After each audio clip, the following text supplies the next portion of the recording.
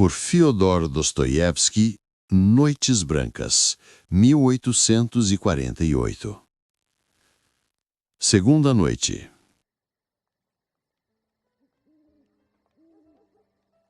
Há já 2 horas que aqui estou. Nem pode imaginar de que maneira vivi todo este longo dia. Eu sei, mas vamos ao que importa. Sabe por que vim hoje? De certo que não foi para tagarelar tolamente, como sucedeu ontem. Doravante, devemos nos conduzir mais inteligentemente. Ontem pensei longamente em tudo isto. Mais inteligentemente. Mas em quê? Pela minha parte, eu estou disposto a isso. Em toda a minha vida, porém, nunca me sucedeu nada que fosse mais inteligente do que aquilo que ontem se passou. Na verdade, primeiramente, peço-lhe não me aperte as mãos dessa maneira. Além disso, informo-o de que refleti hoje longamente a seu respeito. E então, a que conclusão chegou? A que conclusão? Concluí que era necessário recomeçar tudo desde o início, pois verifiquei hoje que o Senhor me é ainda perfeitamente desconhecido e que ontem me comportei como uma criança, como uma rapariguinha, e concluí justamente que a culpa foi sem dúvida do meu bom coração. Em suma, fiz o meu elogio, como, no fim de contas, sempre acaba por suceder quando nos dedicamos à tarefa de nos analisarmos. Assim, para reparar o meu erro, decidi informar-me a seu respeito da maneira mais pormenorizada possível. Como, porém, não conheço ninguém que me possa informar, será o Senhor mesmo quem terá de me contar tudo. Tudo até o mais ínfimo pormenor. Portanto, diga-me, que espécie de homem é o Senhor? Depressa, comece, conte a sua história. A minha história? Exclamei assustado. A minha história? Mas quem lhe disse que eu tinha uma história? Eu não tenho história. Então, como viveu até agora, se não tem história? Tenho vivido absolutamente sem a mais pequena história. Tenho vivido, assim, como se costuma dizer, metido no meu buraco. Isto é, só. Absolutamente só. Perfeitamente só. Compreende o que isto significa, só? Que entende por só? Quer com isso dizer que nunca vê ninguém? Não é isso. No que se refere a ver pessoas, vejo-as, mas, no entanto, estou só. Então, nunca fala com ninguém? No sentido mais estrito da palavra, a ninguém. Mas nesse caso, quem é o Senhor? Explique-se. Espere, deixe-me adivinhar. Tem, por certo, uma avó, tal como eu. Ela é cega e há uma eternidade que não me deixa ir a nenhum lado, a ponto de eu quase já não saber falar. Como há 2 anos cometi uma tolice, concluiu que não tinha mão em mim e, chamando-me junto dela, prendeu a sua saia à minha com um alfinete, e assim temos passado dias inteiros. Ela faz meia, embora seja cega, e eu sou obrigada a estar junto dela, a coser ou a ler-lhe em voz alta. É um hábito esquisito este de estar pregada já há 2 anos. Santo Deus, que sorte a sua! Mas não tenho uma avó assim. Nesse caso, como pode ficar todo dia em casa? Ouça, quer saber quem sou? Evidentemente que sim. Quer sabê-lo exatamente? Exatamente. Pois bem, vou lhe fazer à vontade. Eu sou um tipo. Um tipo? Mas que espécie de tipo? Exclamou a jovem, rindo com tanta vontade que dir-se-ia não rir há mais de 1 ano. O senhor é muito divertido. Olhe, há aqui um banco. Sentemo-nos. Ninguém passa por aqui, ninguém nos ouvirá e, portanto, comece depressa sua história, pois, embora me tenha querido fazer acreditar no contrário, o senhor tem uma história. O que acontece é que a esconde. Antes de mais, o que é um tipo? Um tipo? Um tipo é um excêntrico. É um sujeito ridículo. Respondi, desatando a rir para fazer coro com suas gargalhadas infantis. É um caráter assim. Escute, sabe o que é um sonhador? Um sonhador? Desculpe, mas como não havia de o saber? Eu própria sou uma sonhadora. Por vezes, quando estou sentada ao lado da avó, não imagina o que me passa pela cabeça.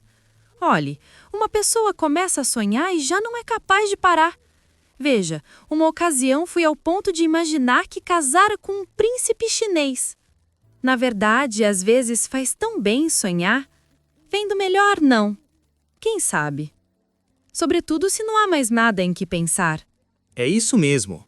Se já casou um dia com o imperador da China, nesse caso vai, portanto, compreender-me maravilhosamente. Ouça então. Mas desculpe, não sei ainda o seu nome. Finalmente! Só agora se lembrou disso. Ah, meu Deus. A verdade é que isso não me ocorreu até agora. Indispensável... não me pareceu.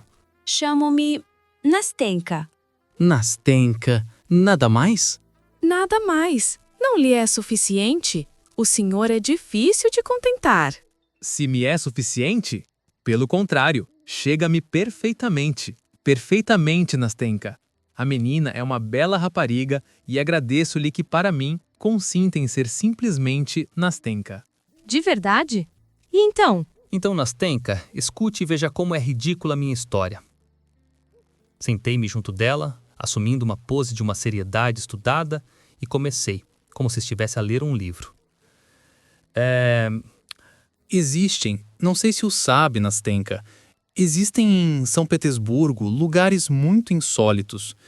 Nesses sítios, dir-se-ia que não penetra o mesmo sol que brilha para os outros habitantes da cidade. O sol que ali entra parece ser outro, um novo sol, feito de encomenda para os tais lugares. Nesses sítios, minha querida Nastenka, leva-se uma vida completamente diferente, que em nada se assemelha à que se desenvolve junto de nós, que pode existir num mundo desconhecido, mas não no nosso, na nossa época séria, ultra séria. Esta vida é uma mistura de algo de puramente fantástico, de encarniçadamente idealista e, simultaneamente, ai de mim, Nastenka, de grosseiramente prosaico e comum, para já não dizer de insolitamente vulgar. Meu Deus, que preâmbulo! Que terei ainda de ouvir? Vai saber, Nastenka. Parece-me que nunca me cansarei de lhe chamar Nastenka. Vai saber que nesses lugares vivem seres esquisitos, os tais sonhadores. Sabe, o sonhador, para o definir pormenorizadamente, não é um homem.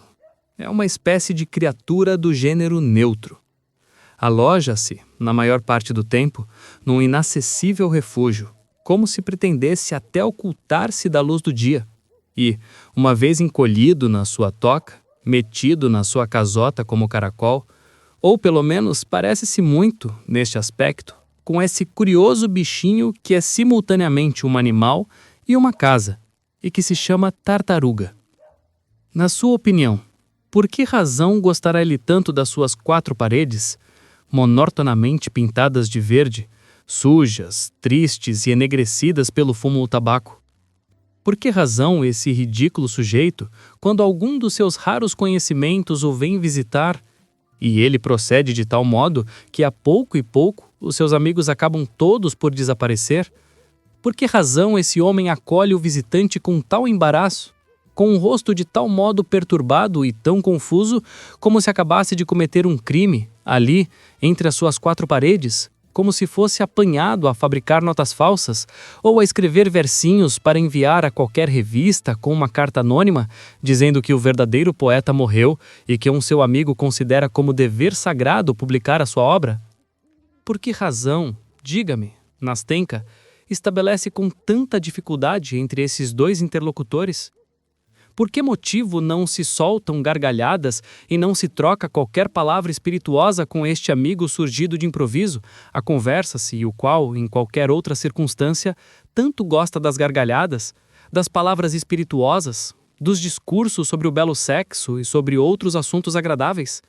Por que razão, em suma, este amigo, por certo um conhecimento de fresca data, logo à primeira visita, porque em casos destes não haverá uma segunda visita, por que razão o próprio visitante se sente tão perturbado e frio, com o seu espírito, isto é, se alguma vez o teve, embotado ao ver o rosto transtornado do seu anfitrião, o qual por seu torno está agora completamente destituído do seu derradeiro grão de sensatez, após ter feito esforços gigantescos mas vãos para remover as dificuldades da conversa e para tornar agradável, mostrando a sua experiência da sociedade, falando também sobre o belo sexo e, pelo menos através desta concessão, tentar ajudar aquele pobre diabo caído por engano em sua casa.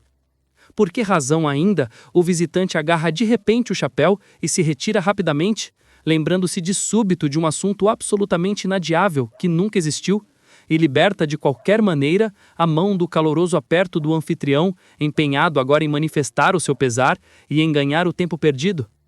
Por que razão, ao afastar-se da porta, o amigo solta uma grande gargalhada e promete a si mesmo nunca mais voltar à casa daquele excêntrico, se bem que, no fundo, este é o excêntrico seja um excelente rapaz?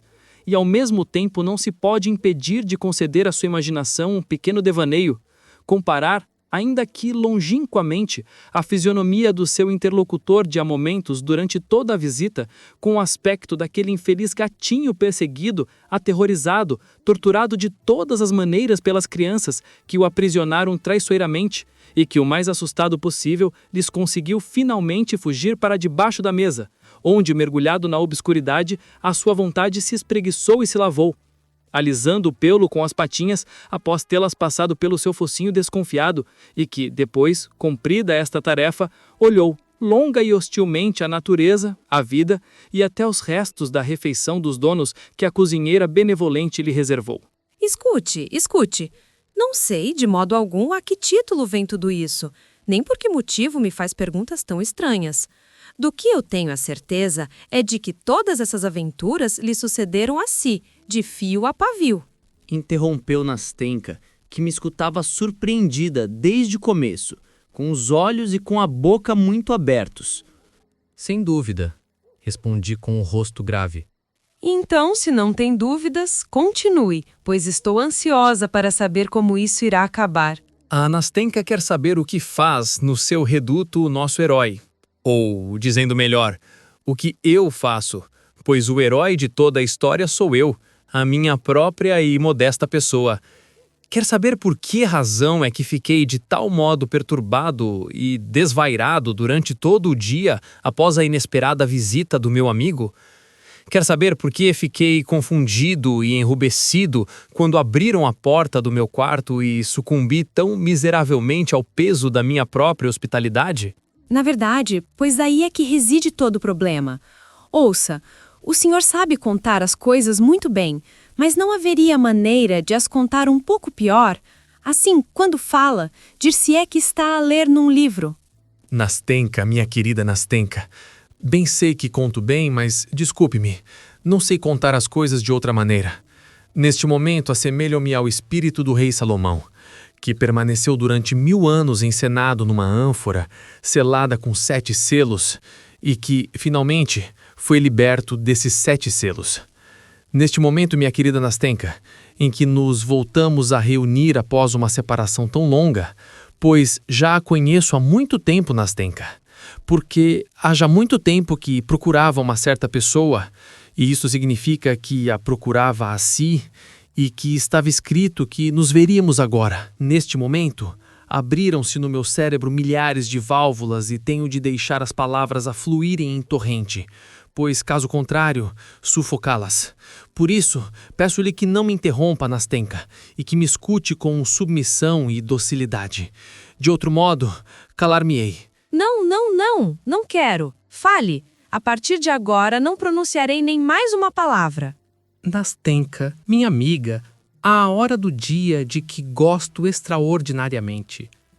É aquela em que cessam quase todas as ocupações, funções e obrigações, e em que toda a gente se apressa a voltar a casa para jantar ou descansar, e durante esse mesmo tempo imagina ir encontrar ainda outros motivos de alegria na noite e em todo o tempo de liberdade que resta. A essa hora, também o nosso herói, pois permite-me-á, Nastenka, que faça a minha narrativa na terceira pessoa, pois se eu fizesse na primeira pessoa, envergonhar-me-ia terrivelmente. Assim, portanto, a essa hora, também a nosso herói, que tão pouco está desocupado, segue os outros. Uma bizarra sensação de contentamento, porém, resplandece no seu rosto pálido e levemente enrugado. Ele não permanece indiferente ao pôr do sol que, lentamente, estende o seu manto sobre o céu frio de São Petersburgo. Se dissesse que ele o contempla, mentira. Não o contempla. Olha-o, sim, mas sem disso se aperceber. Tal como um homem fatigado ou ocupados nesse mesmo momento na observação de outro motivo mais interessante, de maneira que só por instantes, quase involuntariamente, ele pode conceder atenção àquilo que o rodeia. Sente-se satisfeito, porque interrompeu até o dia seguinte assuntos aborrecidos, contente como um colegial a quem libertassem dos deveres escolares, mandando-o para o recreio, para os seus jogos e travessuras favoritas. Olhe-o disfarçadamente. Nastenka verá logo que esse sentimento de alegria já se refletiu felizmente nos seus débeis nervos, atuando sobre a sua imaginação doentemente excitada. Veja, pense em qualquer coisa. No que será? No seu jantar? Em como irá passar o serão de hoje? O que olhará daquela maneira?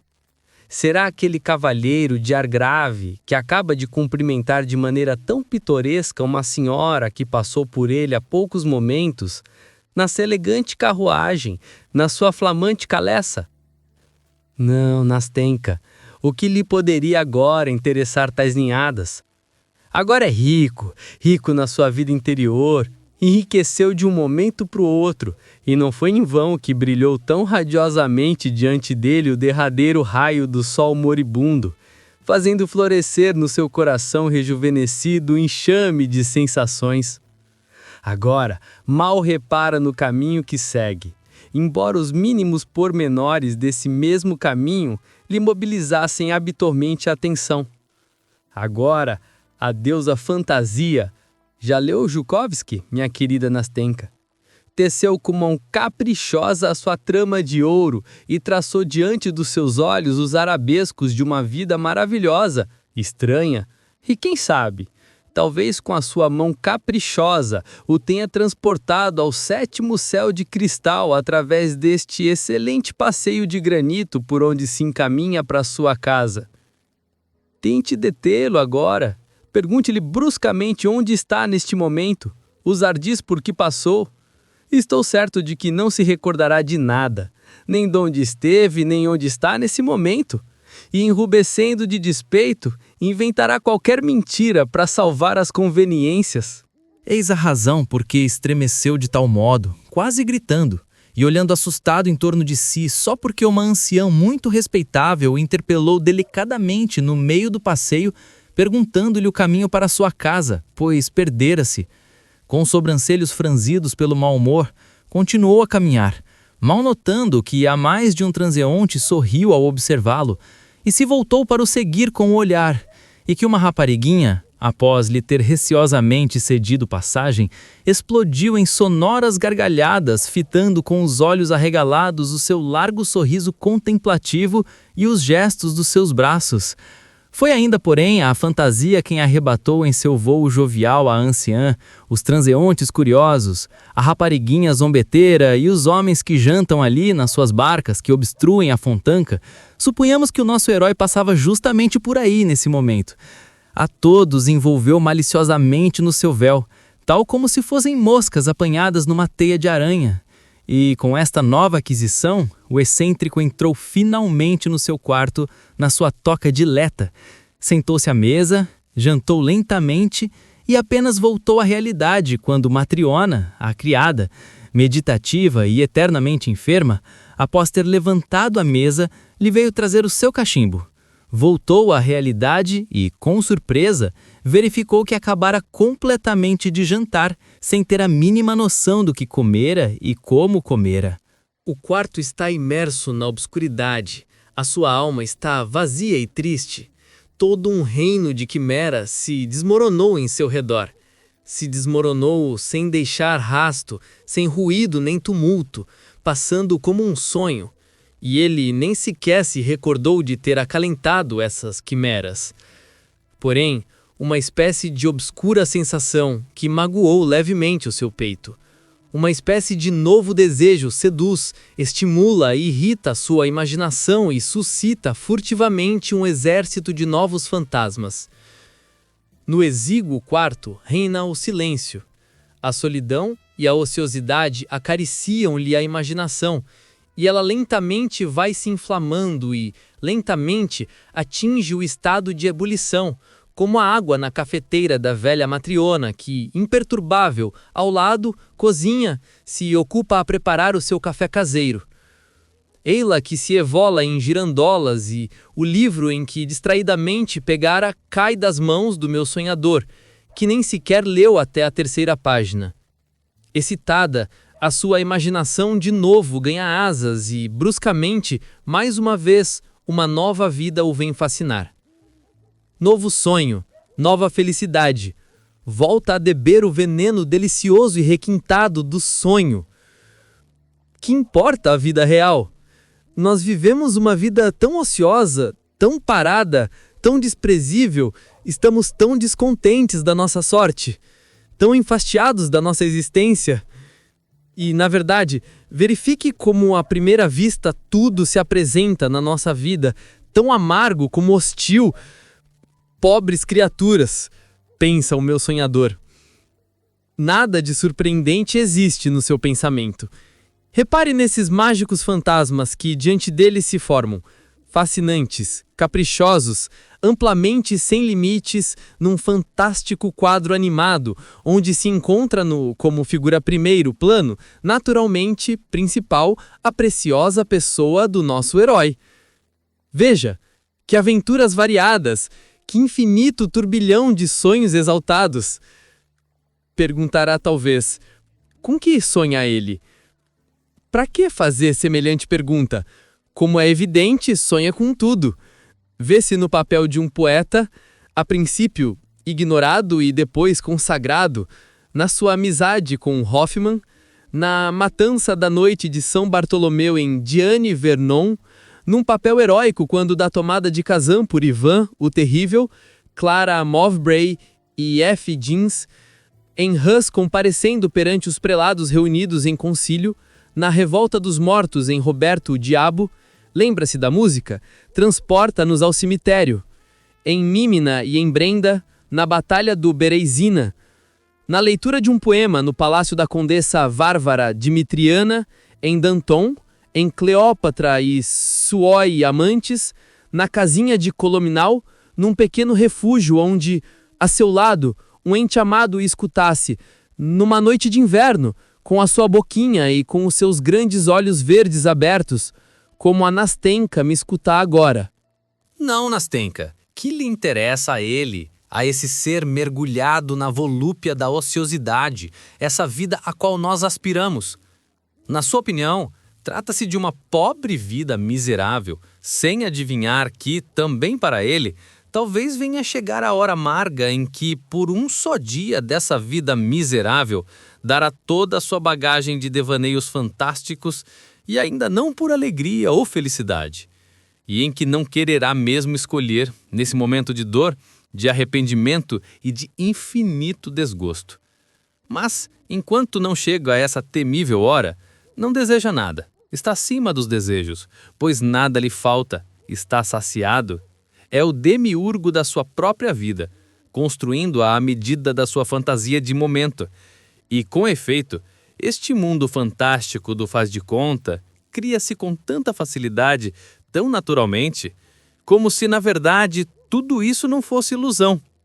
Em certas alturas, somos verdadeiramente levados a acreditar que toda esta vida não é uma exaltação dos sentidos, de uma miragem, de um equívoco da imaginação, mas sim de algo de real, de autêntico, de existente.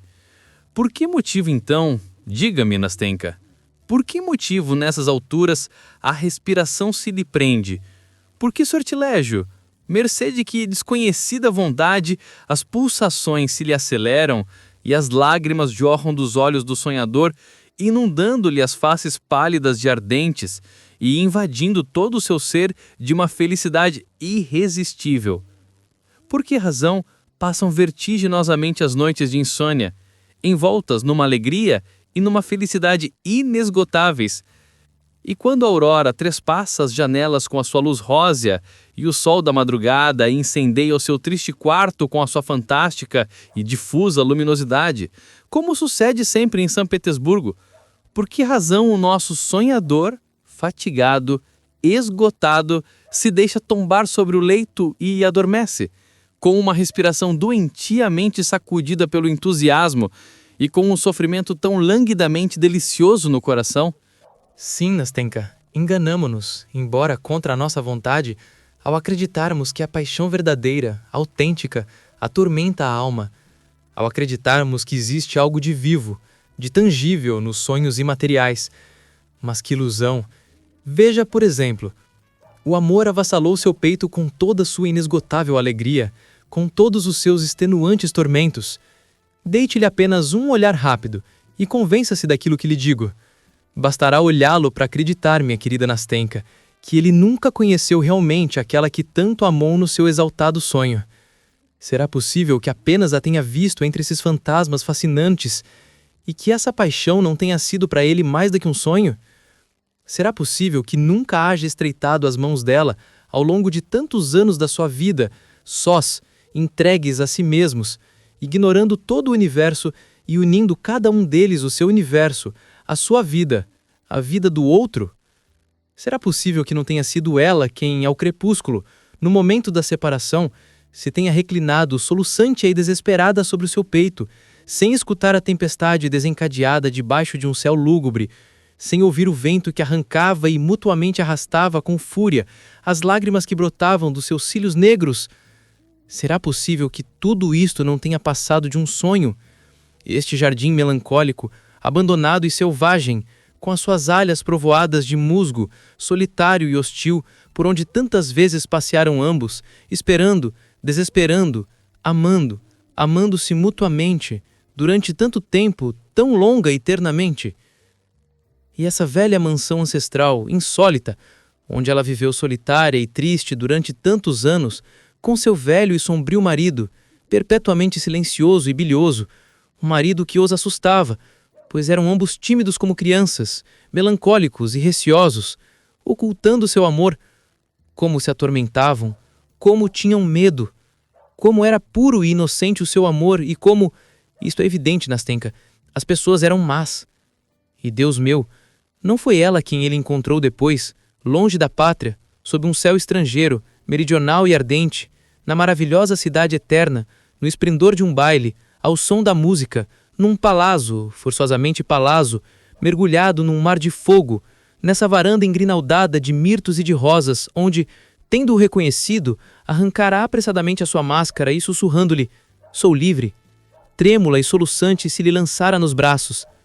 Então, num grito de entusiasmo, apertados um contra o outro, esqueceram, num abrir e fechar de olhos, o desgosto e a separação e todos os tormentos, a espera cruel, o velho, o sombrio jardim da pátria distante e o banco sobre o qual, com um derradeiro e apaixonado beijo, ela fugira ao seu amplexo, aturdida por um sofrimento sem esperança. Oh, tende eu confessar, minha querida Nastenka, foi caso para desejar fugir, para ter ficado perturbado e corado como um colegial que acabasse de esconder no bolso a maçã roubada no jardim vizinho, quando um rapaz seu, amigo, sadio e alto, alegre e jovial, bem falante, abre sem se ter se anunciado a porta do quarto e grita, como se nada se tivesse passado: "Sou eu, meu caro, acabei de chegar de Pavlovsky." Santo Deus, o velho conde morreu. Eis enfim a felicidade, uma felicidade indescritível. E nesta altura que o tal tipo lhe apeteceu chegar de Pavlovsky. Tendo terminado as minhas patéticas exclamações, calei-me, pateticamente. Lembro-me bem, tinha uma terrível vontade de rebentar em gargalhadas, de rir desmesuradamente, pois sentia crescer dentro de mim um diabinho inimigo, que a minha garganta começava a estar presa, que o queixo me tremia e que cada vez mais os olhos se me marejavam de lágrimas. Esperava que Nastenka, que me escutava atentamente, com seus grandes e inteligentes olhos verdes muito abertos, ia explodir em gargalhadas infantis, irresistivelmente jovial, e já me começava a arrepender de ter ido demasiado longe, de ter contado em vão aquilo que desde há tanto tempo me enchia o coração. Aquilo de que podia falar como se estivesse lendo num livro, pois desde longa data minha sentença sobre mim mesmo estava decidida, e eu não me impedira de a ler, ainda que, confesso, não esperasse ser compreendido. Porém, com grande surpresa minha, ela guardou silêncio, deixou decorrer um momento, comprimiu levemente a minha mão e, com uma tímida simpatia, perguntou: É verdade que passou desse modo toda a sua vida? Toda a minha vida, Nastenka, respondi. Toda a minha vida. E, segundo me parece, a Kabbalah-ei da mesma forma. Não, é impossível, não será assim. Será dessa maneira, isso sim que irá decorrer a minha junto da minha avó. Escute, sabe que não se deve viver assim? Eu sei, Nastenka, eu sei, exclamei, sem poder conter a minha emoção. E agora sei melhor do que nunca que perdi gratuitamente os melhores anos da minha vida. Agora sei-o e, cruelmente, tenho disso uma consciência mais aguda desde que Deus a enviou junto de mim, a si, meu bom anjo, para me dizer e provar. Agora que estou sentado junto de si e que falo consigo, tenho medo de pensar no futuro, pois no futuro será ainda a solidão, ainda esta vida inútil e reservada, e no que poderei depois sonhar quando, acordado ao seu lado, fui de tal modo feliz? Seja bendita, minha querida, por não me ter repelido imediatamente, por me ter permitido dizer hoje que, pelo menos, pude viver 2 noites em toda a minha vida. Oh, não, não. Isso nunca acontecerá. Não nos separemos assim. Que são 2 noites? Nastenka, sabe que conseguiu reconciliar-me por muito tempo comigo mesmo?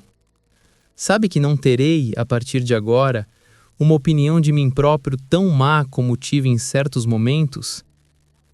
Sabe que doravante não lamentarei mais, talvez, ter cometido um crime e um pecado na minha existência, porque uma vida como a minha é um crime e um pecado.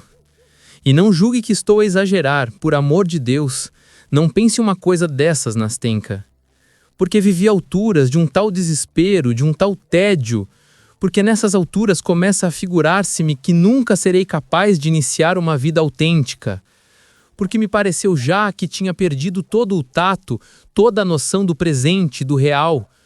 Porque, em suma, cheguei a amaldiçoar-me a mim próprio, porque após as minhas noites fantásticas, passei por pavorosos momentos de abatimento. No entanto, ouvimos à nossa volta a multidão bramir e rodopiar no turbilhão da vida. Ouvimos e vemos viver os homens, viver bem acordados.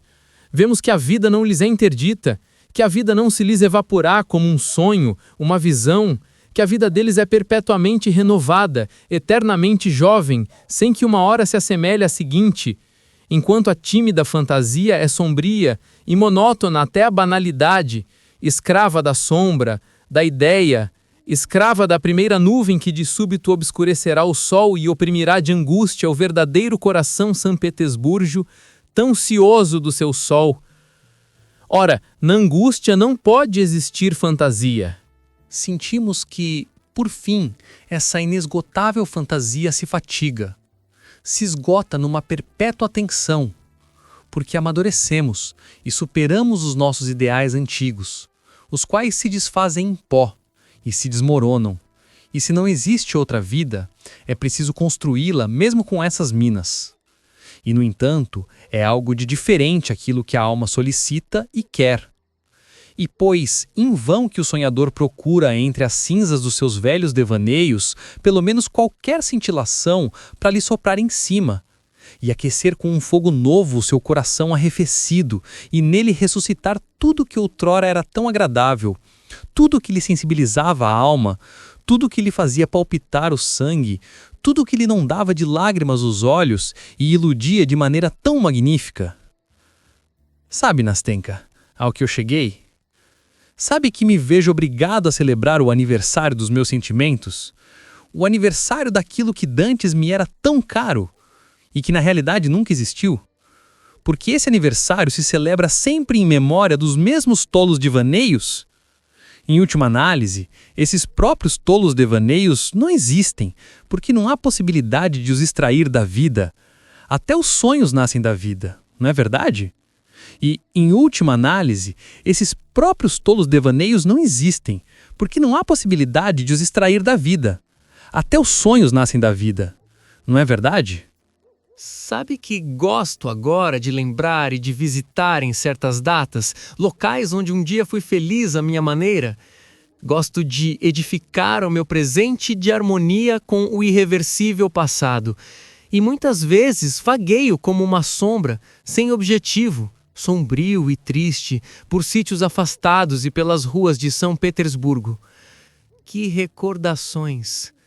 Lembro-me, por exemplo, de que neste local, há justamente 1 ano, precisamente a esta hora, neste mesmo passeio, vagueei tão solitário e tão sombrio como hoje. E repare que nessa altura também os pensamentos eram tristes. Ainda que não fosse mais feliz, sentia, apesar de tudo, que a vida era mais fácil e tranquila, não existindo nela esta ideia negra que agora a mim se apegou. Nada desses problemas de consciência, sombrios e severos remorsos, que nem de dia nem de noite me deixam descansado.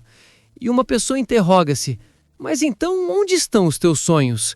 E sacode a cabeça dizendo: como os anos passam depressa. E novamente nos interrogamos: mas o que fizeste tu dos teus anos? Onde foste enterrar o teu tempo mais precioso? Viveste verdadeiramente? Sim ou não? Repara, dizemos para nós mesmos, repara como o mundo arrefeceu. Passarão ainda mais anos, e após eles virá a triste solidão, virá com a sua bengala a vacilante velhice, e após eles o tédio e o desespero.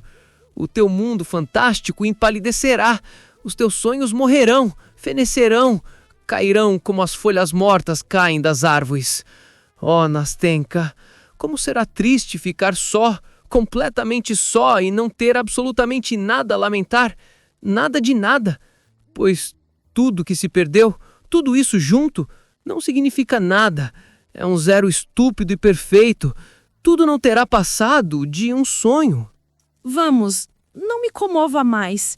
Agora tudo isso acabou. Agora somos 2. Agora, suceda o que suceder, nunca nos separaremos. Escute. Eu sou uma rapariga simples. Estudei pouco, se bem que minha avó me tenha contratado um professor. Apesar disso, eu compreendo, pois tudo que acaba de me contar eu própria já o vivi quando a avó me pregou a sua saia. Certamente que não teria sido capaz de o narrar tão bem como o senhor, pois, como já lhe disse, os meus estudos não foram grandes. Acrescentou timidamente, pois experimentava sempre um certo respeito em relação ao meu tom patético e ao meu estilo grandiloquente. Agora conheço-o perfeitamente. Conheço-o dos pés à cabeça. E quer saber uma coisa? Vou lhe contar a minha história, e vou contá-la a mim própria, sem nada ocultar. E depois disso, em compensação, o senhor dar-me-á um conselho, pois é um homem inteligente. Promete dar-me esse conselho? Ah, Nastenka, respondi eu. Nunca fui conselheiro de quem quer que fosse, e muito menos um conselheiro inteligente. Mas vejo agora que se continuarmos a conviver desta maneira, isso será já em si inteligente. E, portanto, cada um de nós proporcionará ao outro uma grande quantidade de conselhos inteligentes. Então, minha gentil Nastenka, qual é o conselho que me irá pedir? Diga-mo francamente. Agora estou tão alegre, tão feliz, audacioso e inteligente que as palavras me ocorrerão sem esforço. Não, não. Do que preciso não é somente de um conselho inteligente, mas sim de um conselho vindo do fundo do coração, de um conselho fraterno, como se me tivesse amado durante toda a sua vida. De acordo, Nastenka, de acordo! Exclamei num arrebatamento. E se amasse desde há 20 anos, não a poderia amar mais nem melhor. Dê-me a sua mão. Eila, respondi, estendendo-lhe. Vou começar então a minha história.